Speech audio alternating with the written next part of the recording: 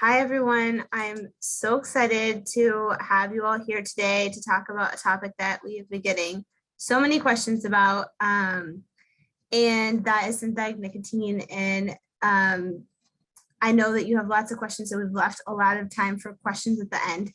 And I'm just excited to have you all here. My name is Natalie Hemrick. I'm a senior staff attorney at the Public Health Law Center, and I do work on the FDA team, and which is why I became involved with looking at synthetic nicotine and the impacts on the regulatory scheme. Just a quick few slides about the Public Health Law Center. We're located in St. Paul, Minnesota, and I start by acknowledging the land where the Public Health Law Center sits. Is located near Bedote, which is where the Mississippi and Minnesota rivers meet. And that is the birthplace and center of all things for the Dakota people who have stewarded the land since time immemorial. This region is also home to the Anishinaabe and other indigenous peoples from many tribal nations. We appreciate the ongoing stewardship, spiritual connections, and lifeways developed in these homelands upon which the Public Health Law Center sits. I acknowledge that the land the Public Health Law Center currently occupies was forcibly stolen and comes with a legacy of U.S. policy aimed at attempted genocide and oppression of indigenous people, and that nonetheless this land remains and will continue to be indigenous land. This land acknowledgement is one of the ways in which Public Health Law Center works to advance tribal sovereignty and build relationships with the land and each other. The other thing I want to mention is that all the work that we do is done in consideration of advancing equity. What that means is that we're focused on partnering with communities and organizations to use the power of law and policy in a way that addresses the social determinants of health and meets the specific needs of all communities, especially those who unfairly bear a greater burden of public health and other societal harms. Really quickly, if you've been on any of our webinars or presentations before, you've seen the slide before, but we talk about what we do and don't do, and what we do are things like this webinar and trainings and publications and legal research and education, but we don't do any direct representation or lobbying at the Public Health Law Center, even though we are attorneys. And really quickly, I'm going to tell you the names of our presenters, and they have long bios. I'm not going to read them so we have more time, but because the slides are available later, you can look up their bios and get a feel for what their backgrounds are. But first we have Dr. David Ashley, we have Micah Berman, we have Dr. Andrew Seidenberg, we have Patty Zettler, and then we have Dr. Brittany Keller Hamilton. And I'm excited for all the content that they're going to share with you. So quick, here's the agenda that we will make our way through. And I will hand it off to Andrew to start off with a background information. Thanks, Natalie.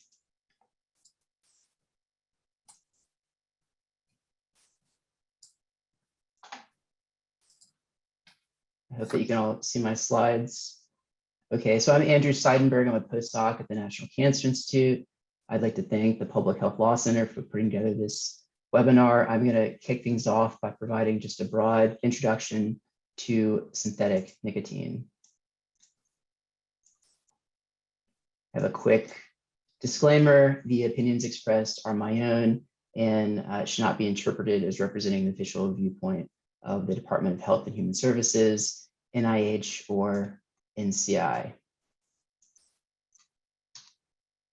Okay, so the tobacco plant is a member of the nightshade family, and it naturally produces nicotine.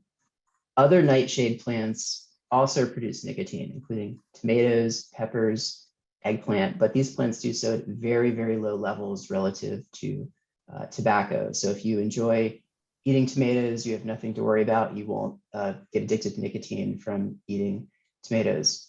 There's a third source for producing nicotine, and that is synthetically making nicotine in a lab. And synthetic nicotine is often referred to as tobacco-free nicotine. Synthetic nicotine has been around for a really long time. It was first synthesized in the early 1900s by German scientists. This is a paper detailing the synthesis of nicotine in a lab. And tobacco companies have had a long-standing interest in synthetic nicotine for many decades, going back at least into the 1960s.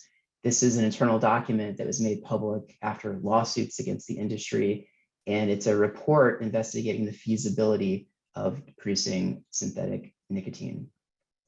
When talking about synthetic nicotine, it's really important to acknowledge that there are two forms of nicotine. There's the S form and the S and the R form. These are what chemists refer to as enantiomers.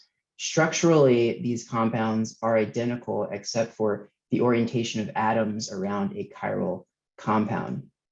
Importantly, the tobacco plant naturally produces almost entirely S-nicotine. Early methods for making synthetic nicotine would produce what's referred to as a racemic mixture, which is 50% S-nicotine, 50% R-nicotine. And this is very different from what the tobacco plant naturally produces. I do want to underscore, though, this refers to early methods because they're now more recent methods for making synthetic nicotine that can produce just the S, or you can isolate the S from a racemic mixture. But historically, making synthetic nicotine would produce this racemic mixture. So the existence of these two forms or enantiomers of nicotine raises the question is, are there differences with regards to how they affect the body? And while we know a lot about how S-nicotine impacts humans from studying tobacco users, we don't know much about R-nicotine, how that affects human body, but there has been some research using animal models, and animal research does show differences. For example, they differ with regard to the formation of oxidative metabolites, how they break down. While S-nicotine can induce weight loss in rats, R-nicotine does not. And lastly, and most importantly, R-nicotine is a much less potent agonist for nicotine receptors. So R-nicotine is much less biologically active compared to S-nicotine. And this is a quote from another internal industry document from 1978, which reads, in addition, all synthetic sequences will produce nicotine as a racemic mixture. And again, as a reminder, that's referring to older techniques. There are more recent techniques that do not produce racemic mixtures. It goes on to say, it has been established that only S-nicotine shows significant pharmacologic activity. Therefore, synthetic nicotine would be only 50% as potent as natural nicotine. As a result, it appears that synthetic nicotine would be significantly more expensive than from natural sources. So just to recap, historically, synthetic nicotine was more expensive and much less potent or biologically active. A lot has changed in recent years. There are now newer methods for producing and isolating synthetic nicotine, including S-nicotine, the much more biologically active version. The costs for making synthetic nicotine have come way down. There are now many companies, manufacturers selling synthetic nicotine. And in recent years, we've seen commercial products introduced that are being marketed as being made with synthetic nicotine. With regards to costs, this is a quote from a Tobacco Reporter article from 2019, which describes how the costs of synthetic nicotine were 10 times greater than tobacco nicotine, but in recent years have come down to 3 to 4 times greater. This is an abstract for a patent for making synthetic nicotine, which describes the preparation process is simple, the cost is low, and suitable for industrial large-scale production. And there are now companies selling synthetic nicotine. This is a website where you can buy wholesale TFN nicotine, which is a very popular brand of synthetic nicotine. According to the manufacturer of TFN nicotine, their products have been used in over 60 e-liquid brands and other nicotine-containing products. And that's a quote from 2020, so the number is likely much greater today. And an article published in Tobacco Asia described the projected annual growth for TFN nicotine sales over the past year to be 1,800%. So there's been just an enormous demand for synthetic nicotine in recent years. This is a screen grab from another manufacturer of synthetic nicotine, and this company sells both the racemic mixture, that's 50% R, 50% S nicotine, as well as just the S nicotine. And they describe the racemic mixture as a unique chemical signature due to the presence of the R isomer. As a reminder, the R isomer is found in very low levels in tobacco. Tobacco typically produces almost entirely S-nicotine. And they describe the S isomer only as performing identical to tobacco nicotine. So costs have come way down. There's now many manufacturers selling synthetic nicotine, and we're seeing a number of products being sold that are being marketed as being made with synthetic nicotine. And these include a variety of e-cigarette products, nicotine pouch products, as well as some more novel products like nicotine toothpicks, a tobacco-free moist snuff, which presumably is an alternative to dip that's made with green leaves and synthetic nicotine's added. And there's even a heated tobacco-free product. For this last product in the top right, the way this works is that there's a cigarette that's not made with tobacco, but made with tea leaves that have been infused with synthetic nicotine. And you insert the stick into this electronic device, which then heats the cigarette, creating an aerosol that is then inhaled by the user. So why would a company want to make a product with synthetic nicotine? Well, the manufacturers selling the synthetic nicotine are making several claims, including their synthetic nicotine are free of TSNAs, toxins, carcinogens, odor, harsh taste. So there are health claims here, as well as some sensory related claims. Another manufacturer of synthetic nicotine is also saying that there are fewer restrictions on entering new markets. And we've seen headlines like this: PuffBar defies FDA crackdown on fruity e-cigarettes by ditching tobacco. So the FDA defines a tobacco product as a product that contains tobacco or something derived from tobacco, including nicotine. And some companies feel they can avoid FDA regulation by switching to synthetic nicotine. And this has created a big problem in tobacco control. I'm not a lawyer, but Patty and Micah are, and so they will be giving a later presentation all about regulation of synthetic nicotine. But this is becoming a really big problem, especially considering that PuffBar has become the most popular e-cigarette brand in the US among high school students. So the most popular e-cigarette product currently isn't being regulated. I'd like to conclude with a couple observations, and I want to just caution that these observations are not based off any sort of systematic surveillance, which right now is really difficult, if not impossible, to perform, given that there's no database of products made with synthetic nicotine. But typically, synthetic nicotine is being added to products that do not contain tobacco leaf, such as e-cigarettes, nicotine pouches. I have not seen any evidence that synthetic nicotine is being added to cigarettes, cigars, smokeless tobacco.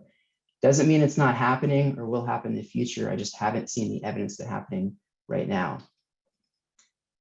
Synthetic nicotine is also typically not being used by major tobacco companies. I haven't seen any evidence of major tobacco companies that sell cigarettes, cigars, smokeless tobacco. I've seen no evidence of those companies using synthetic nicotine, but instead it's these smaller companies that don't sell traditional tobacco products that have been marketing products with synthetic nicotine.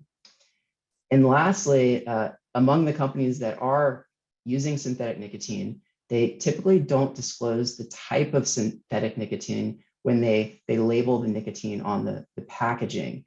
And this potentially could be misleading to consumers. And I want to highlight a paper that came out a couple of years ago. Researchers purchased several products that are marketed as being made with synthetic nicotine, and they tested the products to see how much R-nicotine, S-nicotine were in them, and compare those levels to what was marketed on the packaging. And they found that one product that was made with a racemic mixture of synthetic nicotine listed the S-nicotine on its label, not the total amount, just the S. This is half of the total amount of nicotine in the product, while all the other products listed the total amount, the combined S-nicotine plus R-nicotine. So we could see a situation like we see here, where you have two products, both nicotine pouches, both made with synthetic nicotine. The product on the right is marketed as having 12 milligrams of synthetic nicotine, and the product on the left marketed as having 6 milligrams of synthetic nicotine. but we don't know how much S-nicotine is in these products. And again, the S-nicotine is much more biologically active. If the product on the right is made with a racemic mixture and the 12 milligrams refers to total nicotine, it only has 6 milligrams of S-nicotine.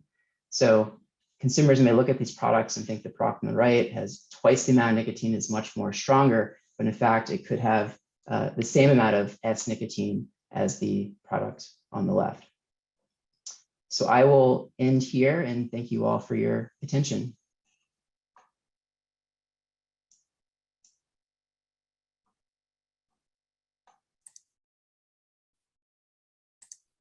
Great. So I'm going to take over from here. I'm David Ashley. I am a research professor at Georgia State University.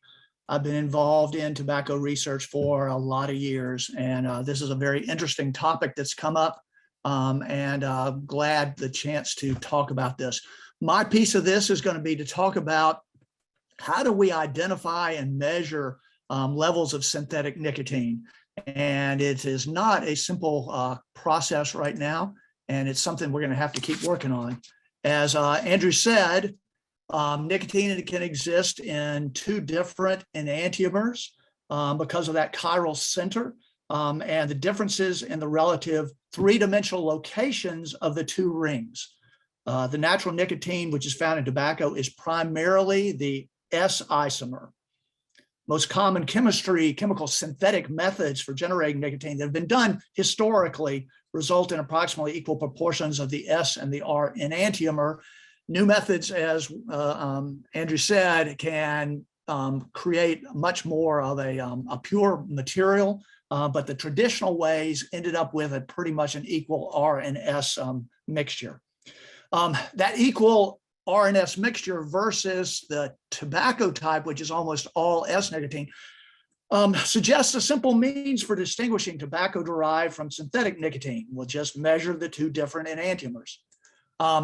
Most methods for measuring nicotine don't measure those 2 enantiomers. This is a gas chromatograph mass spectrometer run on an e-liquid, and it shows a lot of different flavor compounds. And right there in the center, and hopefully you can see my arrow, you can see nicotine, and nicotine is a big peak in there, but it only comes out as a single peak and not 2. So in those most commonly used methods, you get nicotine as a single peak. So different methods needed if you're going to distinguish those 2 enantiomers from each other. And there are ways to do it. There are analytical methods for separating out the S and the R, and you see some methods there. This is actually the same methods. This is a normal phase high performance liquid chromatography. On the left-hand side, you see the large S peak and you see a small R peak. You see the same thing in a actual nicotine material where you've got a very large S peak, you've got a very small R peak. What this would suggest is that this material was nicotine extracted from tobacco because of the difference between the S and the R materials. On the other hand, again, this is a different method. This is using a chiral column and ultra-fast liquid chromatography. And you see the S peak and you see the R peak. They're fairly equal in areas under the curve. And so under normal circumstances, this would suggest this was a synthesized material where you got fairly equal levels of the S and R. There are lots of ways to measure the enantiomers separately. And while this is suggestive, it's really not definitive because, as was stated earlier, you can actually synthesize a mixture which is much more S and very little amount of R. There are also analytical preparation methods for purifying a mixture. So if you get an equal 50-50 mixture, you can actually go through a cleanup method that will separate those out, and you can separate out the S nicotine. There are also simple ways if you get the opposite and you can mix R and S nicotine together to get what appears to be a synthetic mixture. So identifying the source of a product that can be manipulated after isolation can be really challenging because what you see may not be what it was originally. So it may cause some changes. So This methods, while they're available and possible and may give you some indication, are really not definitive. Generally, nicotine isolated from tobacco also contains low-level impurities. It's got other alkaloids, and you see a lot of the alkaloids here on this slide. It also contains tobacco-specific nitrosamines. So a different approach might be to go in and look for some of these impurities to see if you can identify whether it was extracted from tobacco or not. That's a little bit different approach. And this shows a gas chromatogram of nicotine, some alkaloids. And this actually is scaled differently. So normally this nicotine peak is much, much larger, but in this case, we actually turned the value down so it would be on the same scale. And so you can see, you can measure nicotine, you can measure nornicotine, anabasine, anadabine. You can measure those there. And this might give you an idea that this was actually extracted from tobacco as one possible way to do that. So if you see the impurities, it suggests tobacco-derived nicotine, but there's also the possibility that when you actually do the synthesis, you could also get some of those impurities also as you do the synthesis. In addition to that, methods could be used to clean up tobacco-derived nicotine to reduce the impurity levels and make it appear to be synthetic. Manufacturers could also purposefully contaminate synthetic nicotine to make it appear to be tobacco-derived. So different sources may have different levels of impurities, and that all would need to be evaluated. So that method also really does not look like a very definitive method for identifying tobacco derived from synthetic nicotine. So while they're very interesting and they may be suggestive, they're clearly not definitive. There's been a paper that was published just very recently, looking at using nuclear magnetic resonance as a way to authenticate whether the source was from a natural source or a synthetic source. And the methodology has been used to authenticate natural and synthetic vanillin, linalool benzaldehyde. It's also been used to detect the addition of sugars to fruit juices and wines. And the basic principle is that natural and synthetic nicotine are formed from different starting materials. Natural nicotine has a lower deuterium to proton peak intensity ratio because of its starting materials and the original chemicals that are used as part of the biological process. And so if the ratios for different samples of synthetic nicotine, they could also vary due to the different starting reactants.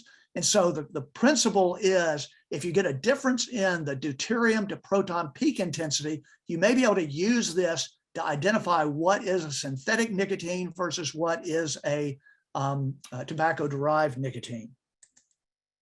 And this is all based on the identification and looking at some of the protons that are in the nicotine molecule. And so you're going to measure the intensity ratio. So for every proton you've got in this structure, there's also a small amount of deuterium that replaces that proton, and you're going to measure the ratio between those. So there's certain sites that may be different between the natural and the synthetic nicotine. And this is all similar to how they might identify the source of nuclear materials. And so if you look at nuclear materials, you may actually be able to look at the levels of U-235 and U-238. And if you look at that ratio, it could actually tell you where that uranium was mined and where it came from originally. So it's kind of using that same principle. And those three protons that I identified just a minute ago come here. So you've got the 6 proton, you've got the 2', and you've got the 5' beta protons. And those are the ones that are of most interest. And you can see each proton comes at a different level. And you're going to measure the ratio between the amount of deuterium versus protons in each of those products. And when you plot that out, those 3 sites, you see that the synthetic nicotine occurs up here at the very top. The natural nicotine occurs here, and then a mixture would be between those two. So it might be possible using this methodology to distinguish natural nicotine from synthetic nicotine. It's an interesting approach. It may be harder to fool someone trying to substitute a tobacco-derived nicotine from a synthetic nicotine. But the reality is, though the methods are available to look at that, it still needs to be validated and evaluated. So in summary, from my side, methods are available to differentiate the R and the S nicotine. However, manufacturers may be able to alter those ratios in natural nicotine to appear to be synthetic. The impurities may be a useful way to identify natural nicotine. However, chemical techniques may be used to clean up the materials, falsify those methods. The deuterium proton isotope ratio method looks promising. It's interesting. However, it needs to be fully evaluated and validated. And so we still have a long way to go to be able to know for sure and be able to distinguish for sure what is a synthetic nicotine versus what is a tobacco-derived nicotine. And now I'm going to turn it over to Dr. Keller Hamilton to take it from here.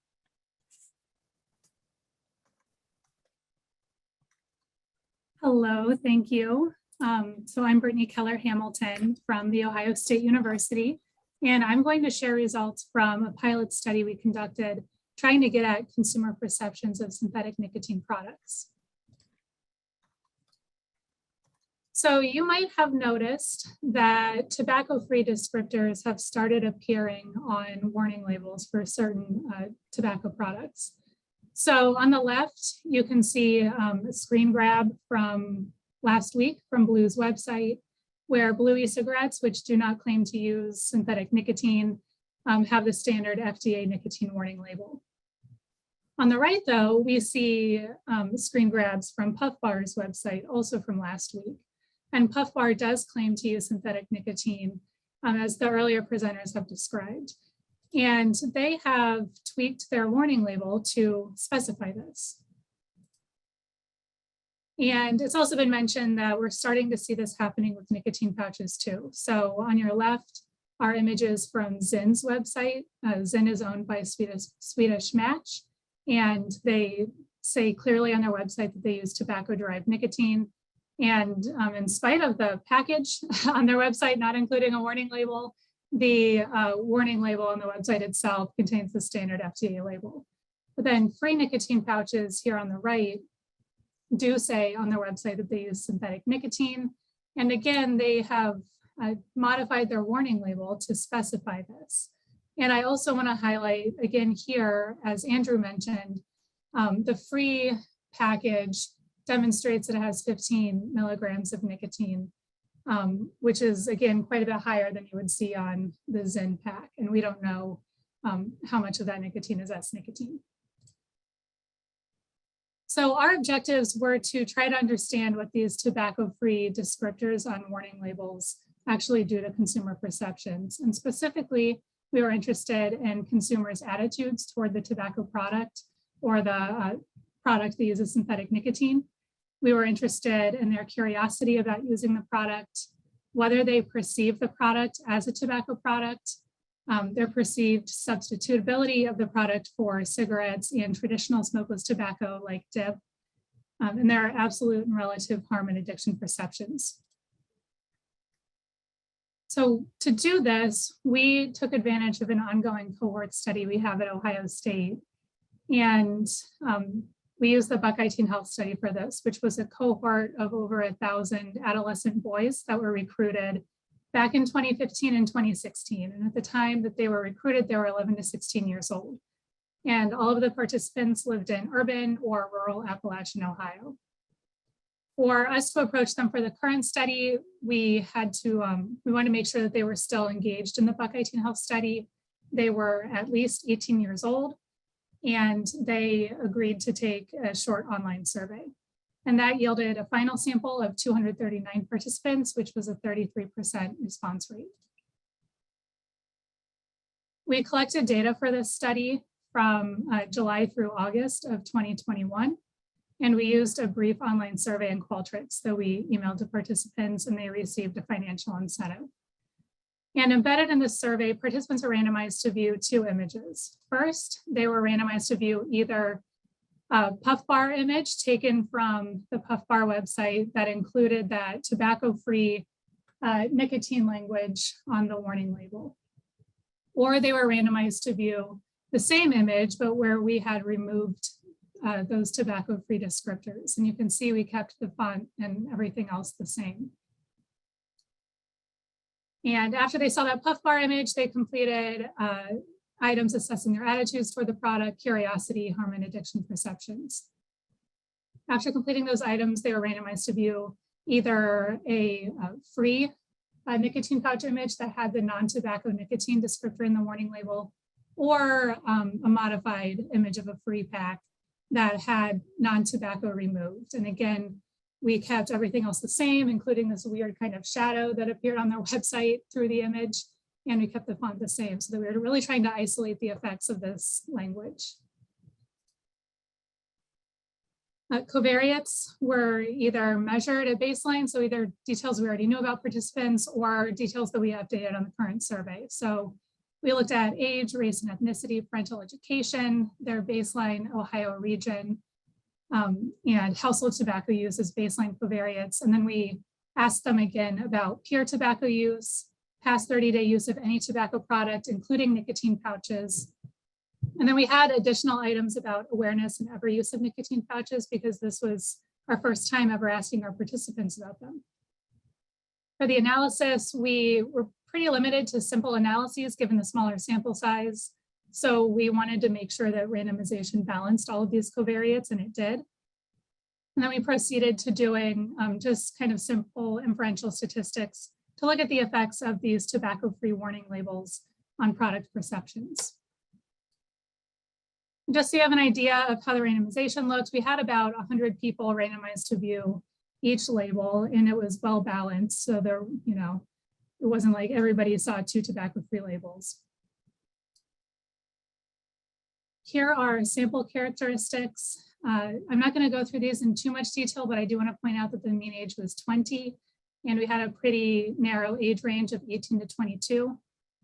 We also had a high percentage of participants who were white non-Hispanic, which was over 80, a relatively higher socioeconomic status sample, and about 22% of participants were past 30-day tobacco users, but only 2.6% of participants had used nicotine patches in the past 30 days, and about 14% had used e-cigarettes in the past 30 days. I also want to highlight that less than half of our participants had ever heard of nicotine pouches before they took our survey. So starting with our PuffBar results, we didn't see any differences in attitude toward the product or curiosity about the product that were related to whether they saw the PuffBar label that said tobacco-free versus the label that was the standard FDA label.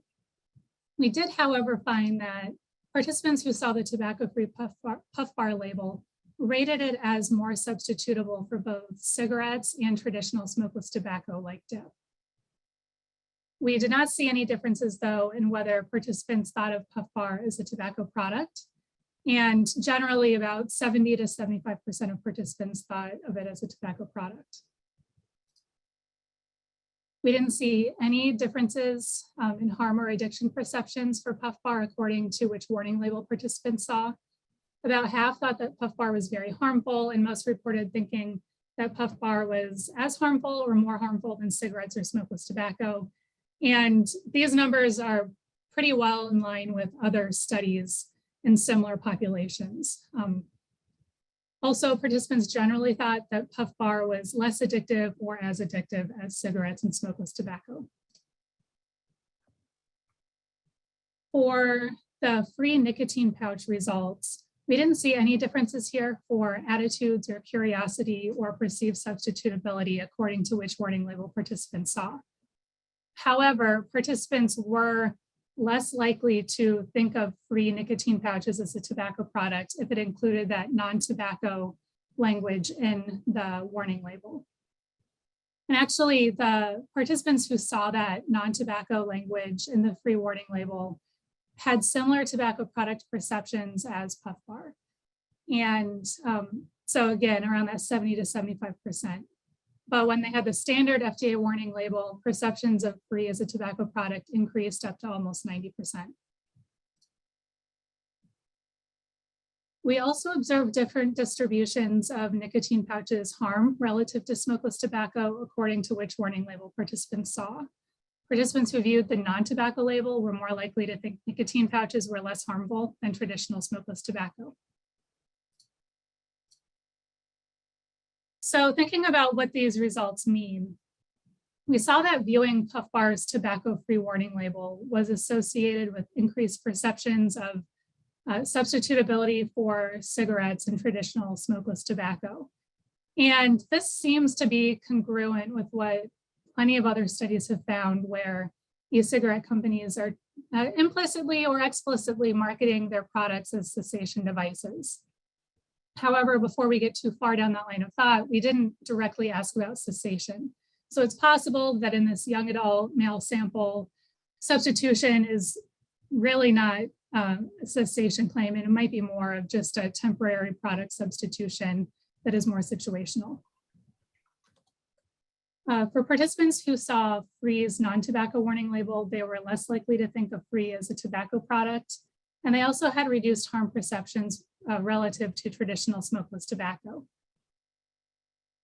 Our preliminary data from another study here at OSU identified that nicotine pouch use is highest among smokeless tobacco users. The comparison groups were cigarette smokers and non-users. And other studies have described that interest in nicotine pouches is, again, highest among smokeless tobacco users. And the most stated reason for use is reduced harm perceptions.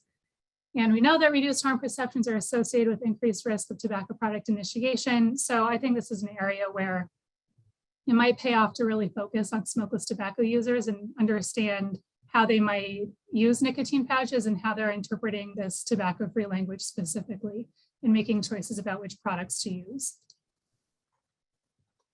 In conclusion, we found that tobacco-free descriptors and warning labels affect product perceptions, and they didn't affect product perceptions uniformly. We saw different effects for e-cigarettes and nicotine pouches, whether that is due to the difference in products themselves or due to PuffBar using tobacco-free and Free nicotine pouches using non-tobacco and the warning label.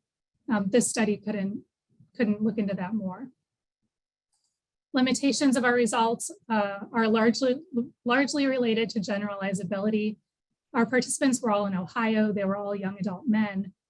We did have a small sample size and a lower response rate. And also, just given the nature of our study, participants only viewed each image for 10 seconds. So it's unclear what longer exposure or more frequent or repeated exposures to these tobacco-free warnings would do to product perceptions. So thinking about where we go from here, given the results of our study, I think we need to evaluate whether tobacco-free descriptors in warning labels, whether those effects differ for users and non-users. We did try to test this in our current study, but we didn't find any statistically significant interactions. However, when you start thinking about our cell sizes and our relatively low prevalence of current tobacco use in our sample, we were probably underpowered. Additionally, I think it would be useful to know how visible and how noticeable tobacco-free language in warning labels and on advertisements is at the point of sale. So in one scenario, if these modified warning labels are on large advertisements on a power wall, maybe participants or maybe consumers will be more likely to see them and think about them and use that information to buy their products. But if it's kind of more limited to packages, and those packages are placed far behind the cash register, they might not see these labels until the product is in their hand.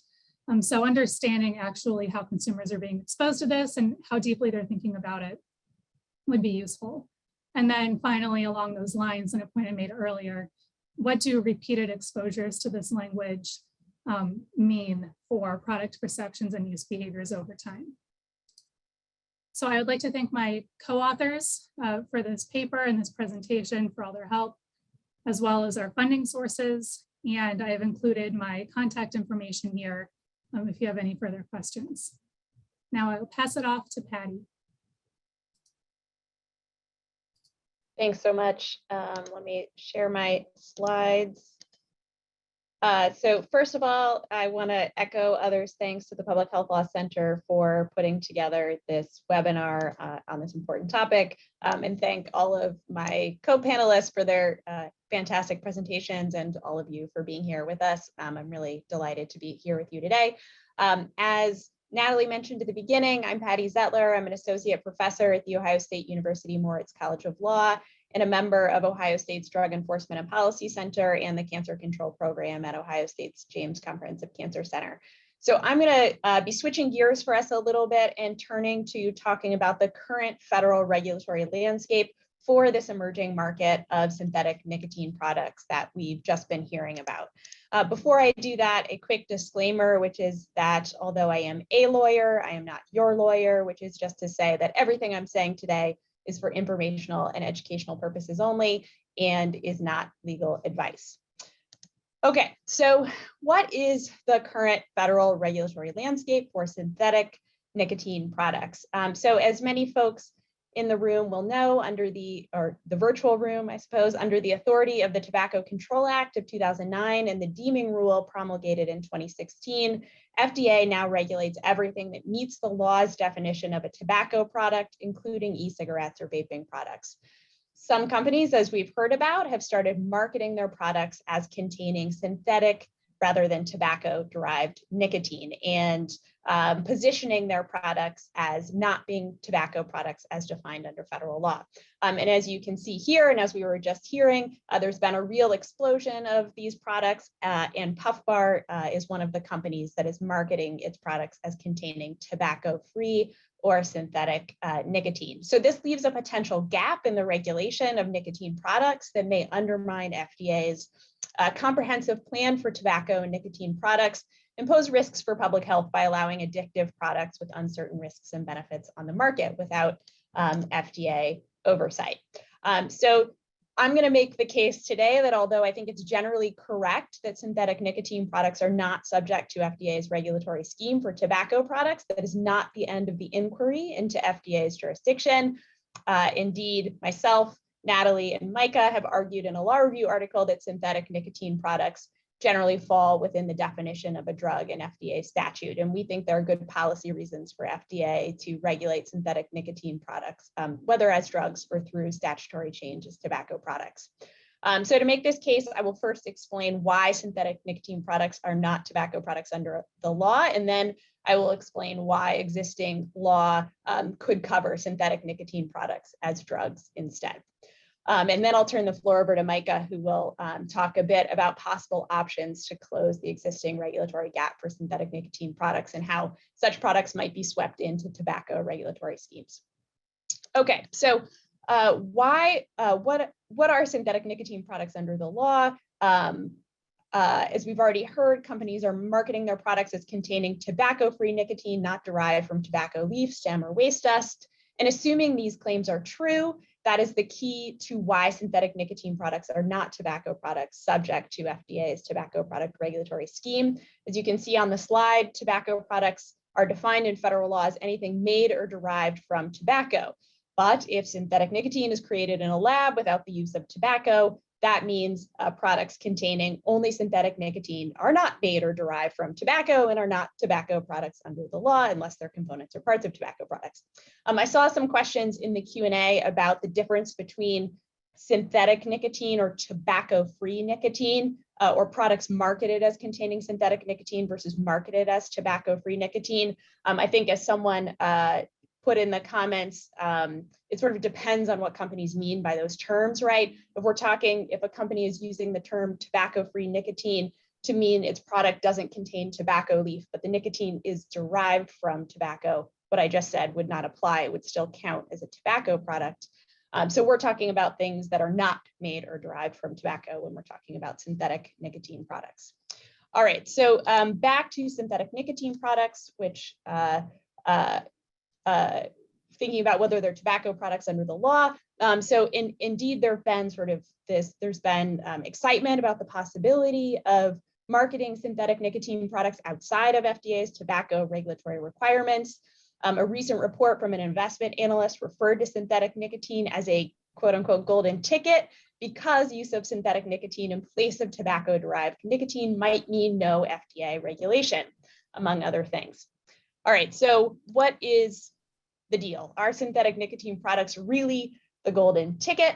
Well, as I said at the start, just because synthetic nicotine products are generally not tobacco products under federal law does not mean that FDA necessarily lacks jurisdiction. Instead, synthetic nicotine products seem to meet the definition of a drug in FDA statute. So what falls within the definition of a drug, as you can see on this slide, turns on a product's intended use. And intended use generally refers to the objective intent of the entity responsible for a product's labeling, generally the company manufacturing or selling the product. So a drug is something intended to diagnose, treat, or prevent disease, or intended to affect the structure or function of the body. And because of that structure function piece of the definition, the statutory definition of a drug is quite broad. Drugs can be disease treatments we typically think of as drugs, like cancer therapies, or they can be things that we may not intuitively categorize as drugs, like antiperspirants, which are intended to alter the sweat function of the body. So although the definition of a drug is quite broad, courts have limited FDA's discretion to apply that definition to tobacco products. In short, the Supreme Court and the DC Circuit have said that FDA cannot regulate customarily marketed tobacco products as drugs or devices. But importantly, this limitation does not apply to synthetic nicotine products precisely because they're not tobacco products. So the inquiry for determining whether synthetic nicotine products are drugs is the same as for any other product and is simply, is there evidence that companies intend synthetic nicotine to treat or prevent disease or to affect the structure or function of the body? As I mentioned, Micah, Natalie, and I have argued that there is often going to be this evidence of intended use to show that synthetic nicotine products are drugs. And I see a comment in the Q&A asking to share the link to the law review article. I believe all of our slides will be posted afterwards, so you should have access to that.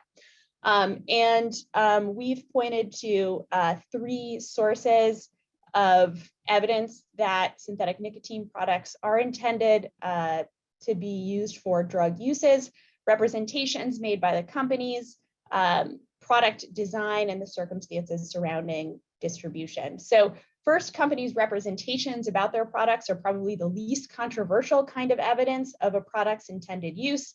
Industry, FDA, and the courts all historically have agreed that company representations are evidence of intended use, at least when we're talking about unapproved products.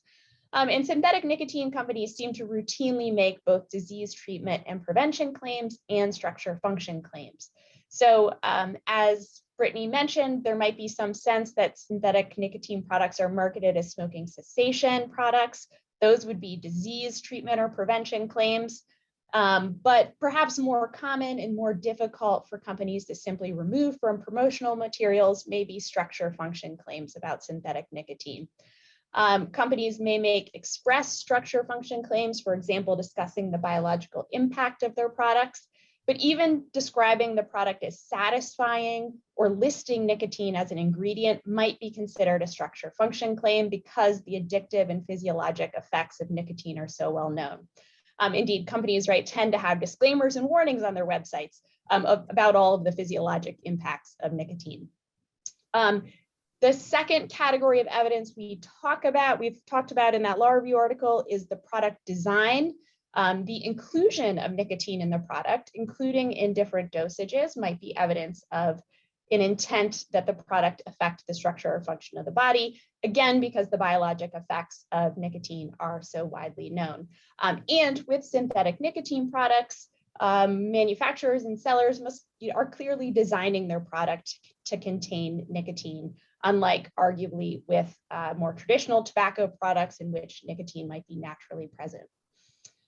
And the third category of evidence we point to is the most controversial, and that would be consumer intent. Intended use refers to the manufacturer or seller's objective intent, as I talked about, not the consumer's intent, but in rare circumstances, consumer intent may be probative of a company's intent. The idea is if consumers predominantly or exclusively use a product for a drug purpose, that might demonstrate a seller or manufacturer's intent. This kind of argument does not come up often, but nicotine may be the kind of sort of unusually compelling case where consumer intent may be relevant, again, because nicotine's effects are just so widely and well known. I say this is the most controversial claim we make because when and how FDA may use consumer intent as evidence of objective intent is quite controversial and was the subject of a dispute over some recent attempts by the agency to revise its regulatory definition of intended use for drugs. But the bottom line is that given these three categories of evidence, we think FDA would be on strong legal ground to assert jurisdiction over synthetic nicotine products as drugs generally. So there's a strong case that synthetic nicotine products are drugs or could be considered drugs if you agree with me. So why have I suggested there's a regulatory gap for these products, and why do investment analysts see them as a golden ticket and so on? Well, as we may all know, just because FDA can regulate something does not mean that it will or even that it should. FDA often exercises discretion not to enforce requirements for certain kinds of products in certain circumstances. And in the synthetic nicotine space, FDA has thus far been relatively silent about what its view of synthetic nicotine products are. There's a sort of frequently asked question web page on FDA's website where it says it's possible that a disposable closed system device that contains an e-liquid with truly zero nicotine or synthetic nicotine would not be regulated by the FDA as a tobacco product. But the FAQ declines to say more than that or make clear whether, in FDA's view, synthetic nicotine might be regulated as something other than a tobacco product. So there is this sense of a regulatory gap. But I also think these products need to be regulated. As I said at the start, if we allow a class of vaping and other nicotine consumer products to be marketed without FDA oversight, what is now a smallish segment of the market, although growing rapidly, will come to dominate the market, and we'll lose the opportunity to both protect consumers from addictive products with still relatively unknown risks and benefits, and potentially lose the opportunity to study and find nicotine products that are better for public health. So what are some regulatory options? One option would be, as I just discussed, for FDA to exert its existing authority to regulate synthetic nicotine products as drugs. Although we haven't seen much action yet from FDA, that might change. There have been signs of congressional interest, including a bill introduced in the House in April 2019 that would have directed FDA to issue a final rule regulating products containing alternative nicotine. And more recently, there have been letters from a member of the House and several senators. The letter from the senators went to FDA asking FDA to use its drug authorities to close the synthetic nicotine loophole. Synthetic nicotine also came up in Dr. Califf's, the hearings to confirmation hearings for Dr. Califf just this week. And public health organizations have also written to FDA asking the agency to do something similar, to regulate synthetic nicotine products as drugs. So FDA might change its approach. I also think there might be ways for FDA to reasonably structure its regulation of these products under the agency's drug authorities in ways that would be consistent with its approach to similar tobacco-derived products. But so far, we don't know what the agency is going to do, right? But of course, another option would be for Congress to amend the Federal Food, Drug, and Cosmetic Act to pull synthetic nicotine products into its tobacco product regime. That might be the cleanest solution if it turns out, particularly if it turns out there aren't significant differences between the harms of tobacco-derived and synthetic nicotine. If that were true, it's not clear why consumer products containing one or the other should be regulated differently. But I'm going to stop on that note and turn it over to Micah to talk more about how laws might be amended or drafted to capture both tobacco-derived and synthetic nicotine products. And of course, I'm happy to talk more in the Q&A.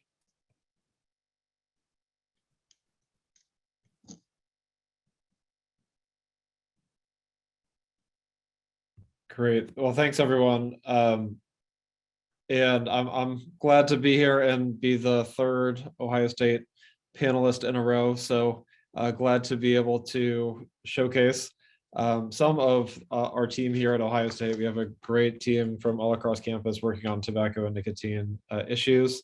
And Natalie gets to be an honorary Buckeye for life too. So I'm going to talk a little bit more about what's been going on recently in DC, and then talk about options for addressing this so-called regulatory gap. So as Patty mentioned, it's not clear there is a regulatory gap in federal law formally, if you look at the law itself, but there certainly is one in practice, since products that are being that are claiming to use synthetic nicotine are not have not received any enforcement from the FDA, suggesting that they need to comply with the drug-related rules and seek approval before their products can be sold. This is becoming more and more of an issue, as I think many people on this call know, because the FDA is now belatedly requiring e-cigarette companies to go through what is essentially after the fact pre-market review, and is in many cases denying marketing authorization for those products, which means in effect that sales of those products have to stop. So these two articles both discuss one company which made a public announcement as soon as the FDA rejected its pre-market tobacco applications that it would switch to synthetic nicotine and stay on the market. So, essentially pretty publicly thumbing its nose at the FDA. And as long as there is not enforcement on the drug side of things, there's a growing expectation that more and more companies are going to do the same thing, or at least claim that they're using synthetic nicotine. As Dr. Ashley said, it's not, the testing still remains an issue if we're treating these products differently. So Congress is starting to pay attention to this. As Patty said, a group of senators just sent a letter to the FDA. On the House side too, Representative Krishnamurthy sent investigatory letters to some of the companies selling these products. That is often a prelude to holding hearings, which may then be a prelude to legislative action. According to press reports, Mitch Zeller, the director of the Center for Tobacco Products, has also said that the FDA is in touch with members of Congress and is exploring potential legislative fixes to the fact that there is this apparent gap. Interestingly, the House passed the Build Back Better Act, which included a federal tax on nicotine, and the language in the Build Back Better Act directly called out synthetic nicotine. So it said that the term taxable nicotine here means any nicotine which has been extracted, concentrated, or synthesized. So the reporting suggests that this tax has now been pulled out of the Senate draft, although it could reappear later. But it's interesting just to see synthetic nicotine being addressed directly by Congress. So it's clearly an issue that Congress is aware of. This is just a little piece of it. If you read the next section here, or next section of the House version, would have defined synthetic nicotine as a tobacco product for purposes of the tax code, but not for the FDA's regulatory authority. There was nothing in the Build Back Better Act about the FDA's regulatory authority over synthetic nicotine. So this is an issue that Congress is aware of and having discussions about, and Patty basically laid out the two options. Either the FDA could start regulating synthetic nicotine as a drug, or the other option for bringing it within the FDA's authority would be to actually go into the Tobacco Control Act, which is part of the Food, Drug, and Cosmetic Act, and change the definition of tobacco products. So this is the language that Patty showed before, that tobacco products is defined as a product that is made or derived from tobacco. So it as a wordsmithing matter would not be super hard to fix. You could add a couple more words to say derived from tobacco or nicotine. You could even get rid of the tobacco part and just say derived from nicotine from any source. The next part of the definition already excludes the term, things that fall within the definition of tobacco product by definition don't include things that are drugs and devices and combination products. So things like medicinal nicotine products that have been approved as drugs would, unless you are messing with the definition in other ways, would be excluded from any definition that you use in this particular part. So I think I won't go too much into that about which definition would be better. I think that there would definitely be a lot of heads that you'd want to get together to think through how to do that carefully and make sure that it is covering everything that it should cover. But as I said, I don't think it's a super complicated wordsmithing operation. I will just flag, though, that there have been concerns raised about nicotine analogs that are chemically different from nicotine, but may have some of the same addictive properties. And so that would be another thing to think about if you were addressing the definition here. That's the problem with loopholes. Every time you close a loophole, there's a search for a new loophole. And so obviously, if you're going to amend the definition, you don't want to go through that exercise again in a few years. So that would be something to examine and think through and try to get ahead of as well. I'll just quickly note two things on this point. One is, if you change the definition to be broader than just tobacco product, some people might complain that you are defining as a tobacco product things that are not actually tobacco products. Legally, that's not a problem. That is something that that lawyers do all the time. They define things to mean something different from the way they are used in their literal or everyday meaning. But it would be something to think about as well, whether you want to make broader linguistic changes to make it clear that the Center for Tobacco Product would be, in that case, not just regulating tobacco, but regulating nicotine from other sources as well. The other kind of cautionary note would be that politically, to change the definition, if it's not being done through reconciliation, you need 60 votes to get it through the Senate. I would think it should not be so politically controversial to address this gap, but you just never know. And then it's always a concern when you start making changes to a law that other negative changes could be inserted at that time. So if you're asking for changes to be made, there needs to be an advocacy plan in place to make sure that other more problematic changes don't happen. So I think there is real risk to getting Congress to open up this definition and start making changes to it. And so that's something that needs to be thought through carefully as well. So I'm going to turn to the state and local and tribal side of things. States and local governments are also concerned about this gap. I think that's why there are so many people on the call today, because this issue is coming up at the state and local level as well. And so some states and localities have been passing laws that are explicitly incorporating synthetic nicotine into the definitions. So, for example, Chicago recently amended the definition of tobacco products in its code. And so it now refers to products containing nicotine derived from tobacco or any other source. So it put in the or clause, as I was suggesting, could also be done at the federal level. Wyoming recently updated its code because previously it did not have a definition of electronic cigarette in its code. And so when they added that in, they noticed that synthetic nicotine might be an issue, and they added in synthetic nicotine as well. DC just passed a law prohibiting the sale of flavored tobacco products and directly included synthetic nicotine. There are other states as well, Minnesota, Pennsylvania, Oklahoma, Connecticut, other states have at least some tobacco control laws that explicitly refer to and cover synthetic nicotine. But the general rule of thumb is that states that have been changing their laws very recently have identified synthetic nicotine as an issue and have addressed it.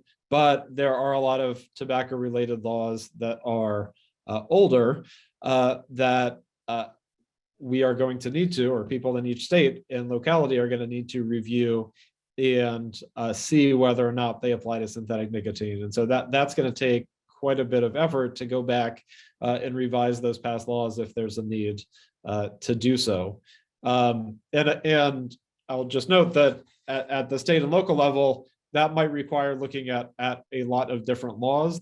Oftentimes those laws appear in different places in the code. So it could have implications for all different types of tobacco related laws. So licensing laws, smoke-free laws, taxes, minimum price, minimum sales, et cetera. So if you fix one of those laws so that it applies to synthetic nicotine, it still might not apply to other laws. So you have to go back through the entire code and double check the definitions and what they apply to.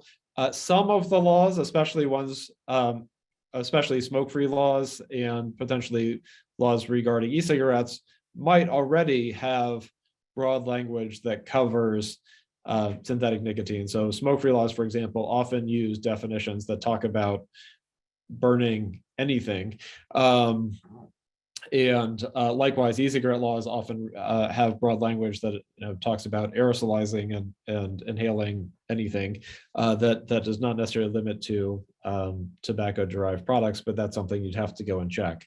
So in terms of model language, I've seen a lot of questions about that in the chat, and it's hard to say specifically what the model language would be because, as I'm suggesting here, there are a lot of laws that you would need to go back and look at, and the language for these laws might be different, so you might be coming from different starting places. But my main advice would be, as usually is, to contact the Public Health Law Center to talk about that more. The definitions that are in the Public Health Law Center's models already are broad enough to cover synthetic nicotine. So if you've been using their model language recently, you should have laws that are broad enough to cover synthetic nicotine. This is from the Tobacco 21 model law, which talks about any product containing, made of, or derived from tobacco or nicotine that is intended for human consumption. So it doesn't specify that it has to be tobacco derived. That should cover nicotine from any other source. And same with the part lower down about the definition of an electronic smoking device. This just interesting and I think a little bit confusing note. Alabama passed and signed into law. It was passed in May and took effect in September, a law that prohibits the sale of e-cigarettes containing synthetic nicotine in Alabama. This was an amendment that was inserted into the state's Tobacco 21 law that was being passed. This is not the approach that I would recommend. I don't think there is any good reason to be treating synthetic nicotine different from tobacco-derived nicotine. I think all of us have been talking about trying to ensure that they are treated the same. But this passed, I think, with very, very little notice. I'm not sure where it came from, so I think there's more detective work that needs to be done there. From the reporting, there was one article suggesting that it passed with the support of Altria, but Altria was I know involved in this particular law. I'm not clear whether or not it had support. It was providing support for this particular provision, this amendment that got thrown into it. So I'm not sure where this came from. As far as I can tell, it is only Alabama where this has happened, but it is often the case that when you see something pop up in one state's law, there are efforts to do the same in other states as well. So I just wanted to bring that to people's attention as something to look out for. And if anyone knows more about that, I would be very interested to hear it.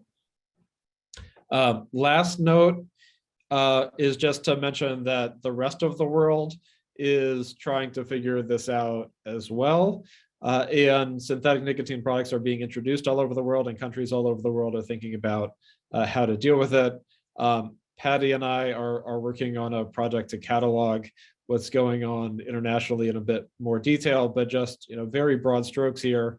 Some countries already have or had laws that are broad enough to include synthetic nicotine. So, for example, the European Union's Tobacco Products Directive talks about nicotine and is not specific to the source. So it is probably broad enough to cover synthetic nicotine. Other countries like Brazil that generally prohibit the sale of e-cigarettes do so without regard to whether the nicotine is tobacco derived or not. Other countries, though, have recently amended their laws to include synthetic nicotine. So, for example, Russia and Kazakhstan did so in response to the introduction of nicotine pouches. They amended their laws and included synthetic nicotine specifically. Paraguay sort of falls into that category of similar to the Wyoming experience, where it was updating its laws regarding e-cigarettes and took that as an opportunity to include synthetic nicotine.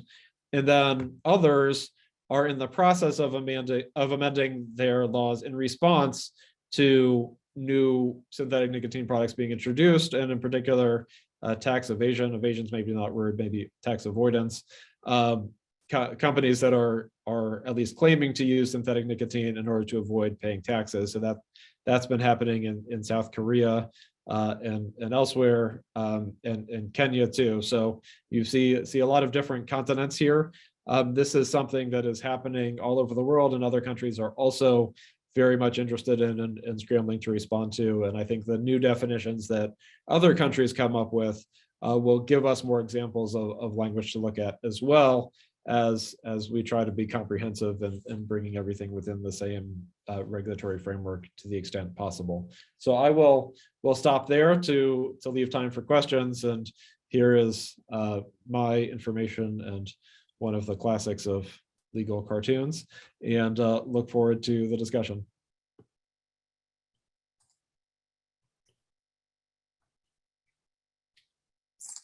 Unsurprising, we have lots and lots of questions, so I want to jump right into that. And I think maybe a question that is like a theme of a few questions. So I want to start with this one. And I suppose anyone can answer, but it might be David and Andrew question a little bit more, is can you speak to whether synthetic nicotine versus tobacco-derived nicotine is like more addictive or is more dangerous or has like particular properties that are like concerning from like a consumer safety perspective? Andrew, you want to start? Sure. Well, right now we don't know much about human exposure to R-nicotine. So if synthetic nicotine is made up of S-nicotine and R-nicotine, we really don't know much about the R-nicotine. And regarding more addictive or more harmful, I think we just simply don't know. David, do you have anything to add to that?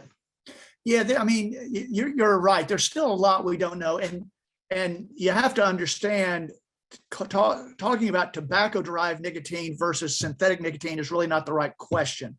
The question is S-nicotine versus R-nicotine. That's the real question you're asking. And there have been some studies on differences in binding. There have been some studies on people's response to the material, so hedonistic response, things like that. So there are differences, but addictiveness is unclear. Those studies really haven't been done.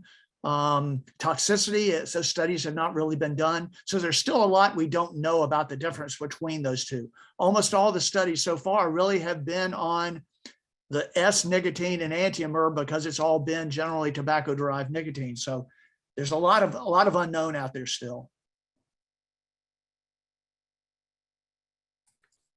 What about the nicotine present in oral versus inhaled products?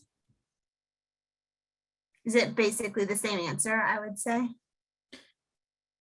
Yeah, I'm not exactly sure what you're asking, but again, there's not been a lot of studies done on smokeless tobacco, the synthetic nicotine used in smokeless tobacco versus synthetic nicotine used in e-cigarettes. So there's still a lot that we don't know about that yet.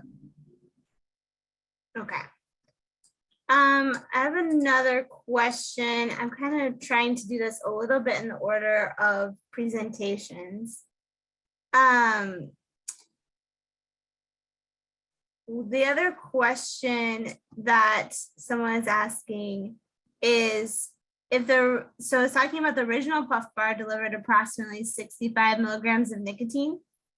And then when they shifted to claiming to use synthetic nicotine, the PuffBar now delivers approximately 90 milligrams of nicotine.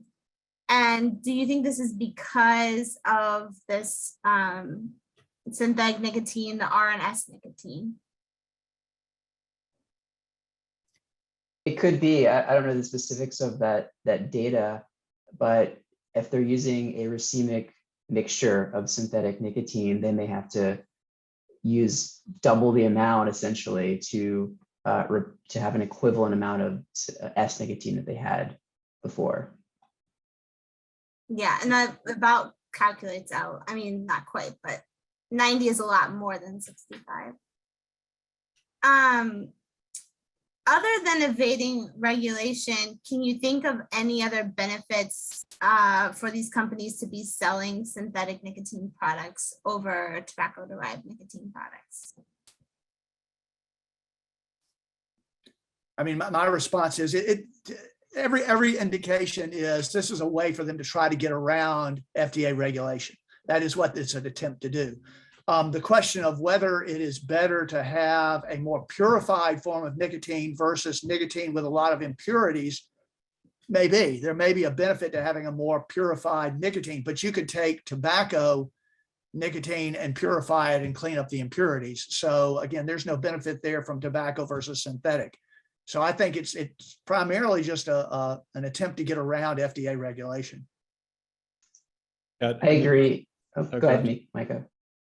I mean, I was just going to say that some of the advertising for it does make implicit or explicit in some cases health claims that there is some actual benefit to using synthetic nicotine as opposed to tobacco-derived nicotine. So they might be switching to synthetic nicotine for regulatory purposes, but they're also trying to sell it as a benefit that especially focused on sort of purity and taste.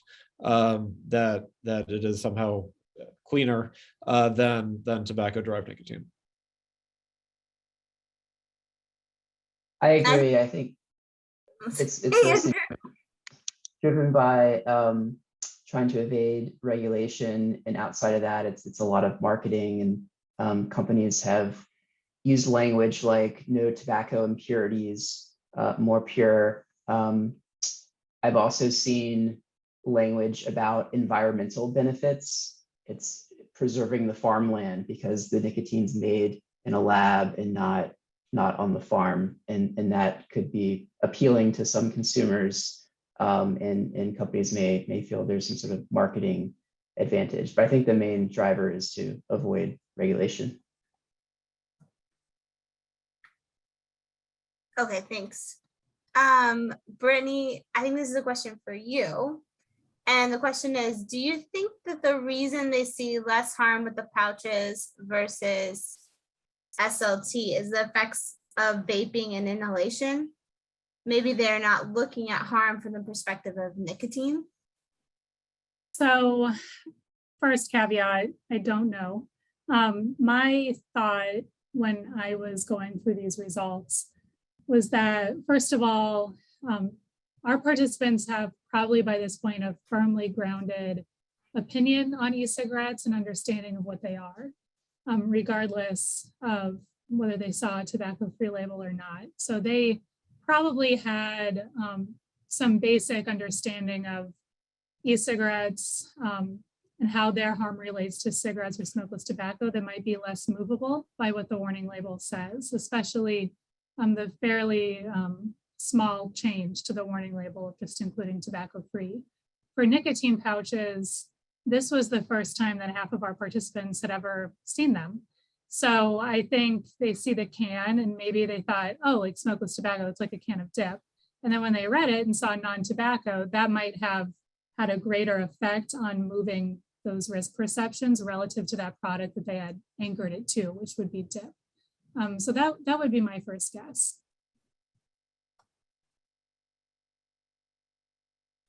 Thanks, Brittany. Okay, so a couple regulatory questions. is there, and I'm gonna change this a little bit, but is there any legal regulatory requirement, or I'm gonna change it to say, or authority, so this is for Patty or Micah, that would allow or force the FDA to require companies to provide evidence that they are in fact using synthetic nicotine?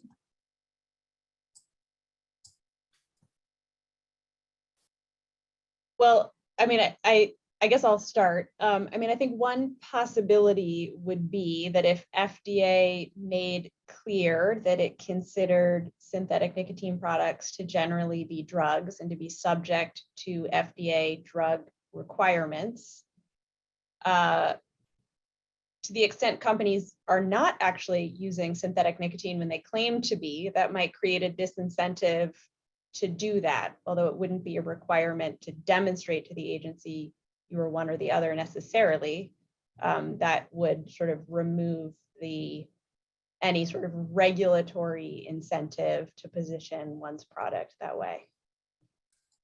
Do you think that like the Center for Tobacco Products could like send letters like or asking for evidence that it's actually synthetic nicotine and not tobacco-derived nicotine?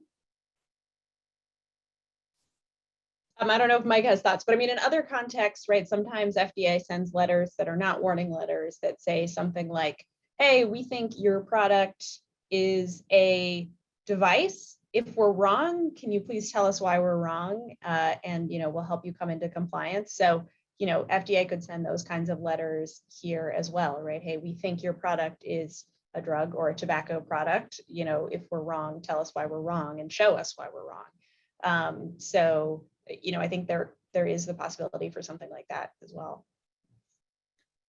Patty, I agree with that. I mean, I think FDA has the authority to do those kind of investigations, but I'd be interested in yours and Micah's take on what it would happen if a company says, well, we're not a tobacco product, so you can't come and inspect us because we're not a tobacco product. We're exempt from that.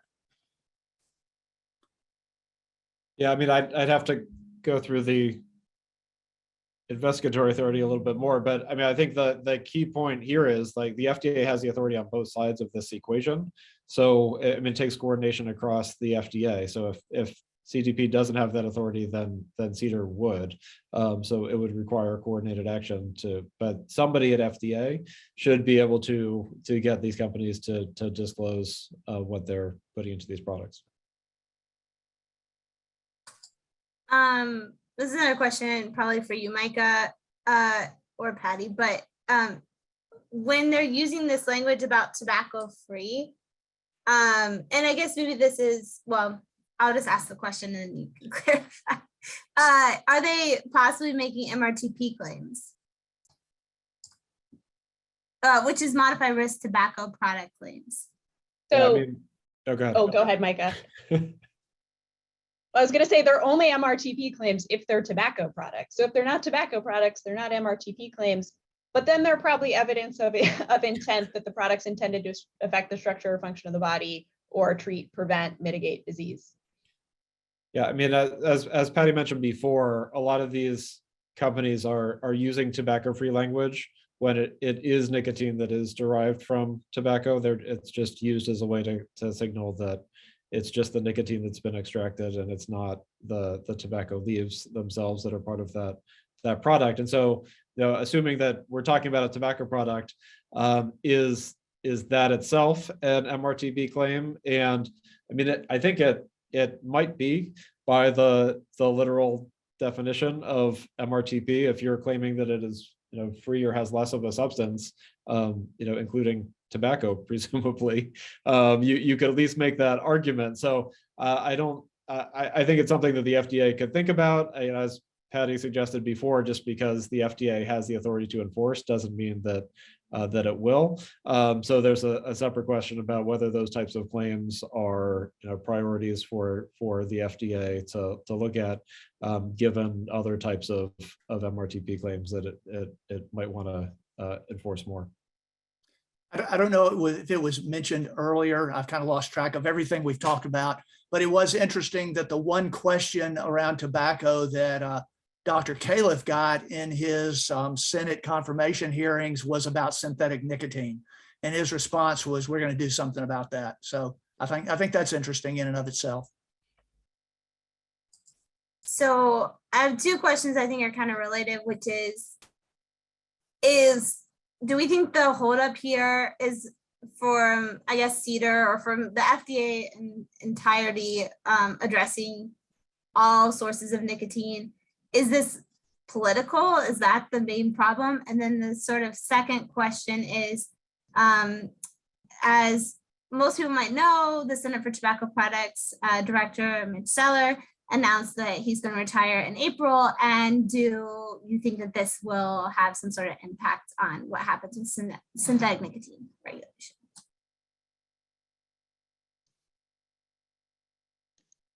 Well, I will defer to David and Micah on the question about Mitch Zeller, but on the question about sort of is this, small p political, that we haven't seen FDA assert, for example, its drug authority? I mean, I think there's some timing issues here, right? I mean, FDA wasn't enforcing pre-market authorization requirements for tobacco-derived vaping products until relatively recently. And so it's not clear that there was good reason for the agency to prioritize synthetic nicotine vaping products over those tobacco-derived vaping nicotine products before enforcing, across the board. But I hope maybe now that we're seeing enforcement in the tobacco-derived space, we'll see more interest in enforcing in this space as well. And I should have added to my previous answer too, that, I mean, anytime the FDA talks about enforcement, that it is, has to think about whether it wants to deal with the lawsuit that might follow from that enforcement as well. And as Patty suggested, the FDA has a lot on its plate right now, so it is juggling lots of different priorities. So I can't talk to what's going on behind closed doors because I have no idea. But I mean, in terms of the question that Dr. Califf was asked and the question about Mitch Zeller, it is going to take coordination from across the FDA to address this issue. So I mean, the fact that it is on the radar of the person who's likely coming in as the new commissioner, I think is significant because it's as we've talked about, probably not an issue that CTP can address on its own. It's going to take more coordination.